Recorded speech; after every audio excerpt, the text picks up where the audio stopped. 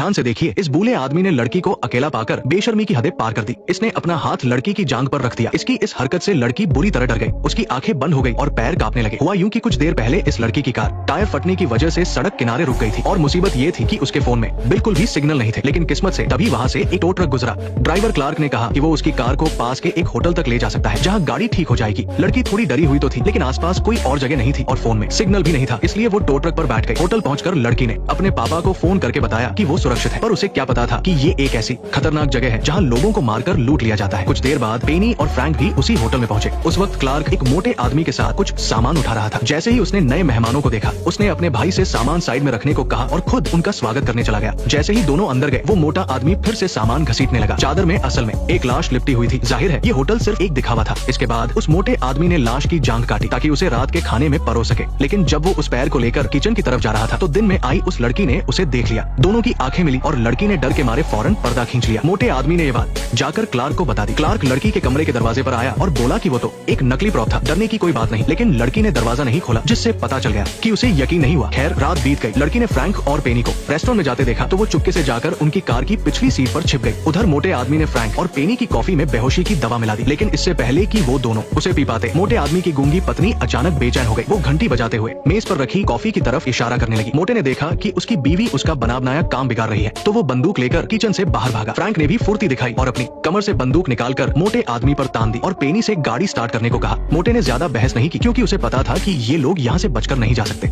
उसने अपनी बंदूक फ्रैंक के पैरों की तरफ फेंक दी। फ्रैंक ने बंदूक उठाई और बाहर भागकर गाड़ी में बैठ गया और वे दोनों तेजी से निकल गए। मोटे के पिता ने ये सब देखा और फौरन फ्रैंक और उसकी पत्नी को रोकने के लिए अपने बेटे क्लार्क को फोन किया। क्लार्क और उसकी पत्नी अभी अभी एक पुलिस वाले को मारकर उसी की गाड़ी लेकर होटल लौट रहे थे। तभी उनका सामना फ्रैंक की गाड़ी से हुआ। वो फौरन गाड़ी घुमाकर सायरन बजाते हुए उनका पीछा करने लगे। पीछे आती पुलिस की गाड़ी को शीशे में देखकर पेनी ने फौरन अपनी कार सड़क किनारे रोक दी। गाड़ी से बाहर झांकते हुए पेनी क्लार्क को पहचान नहीं पाई। उसे लगा कि वो सच में पुलिस वाले हैं, इसलिए वो बेफिक्र हो गई। पर तभी क्लार्क की पत्नी ने अचानक हमला कर दिया। उसने फ्रैंक का गला दबा दिया। जब तक पेनी कुछ समझ पाती तब तक बहुत देर हो चुकी थी। दोनों को जिंदा पकड़ लिया गया था।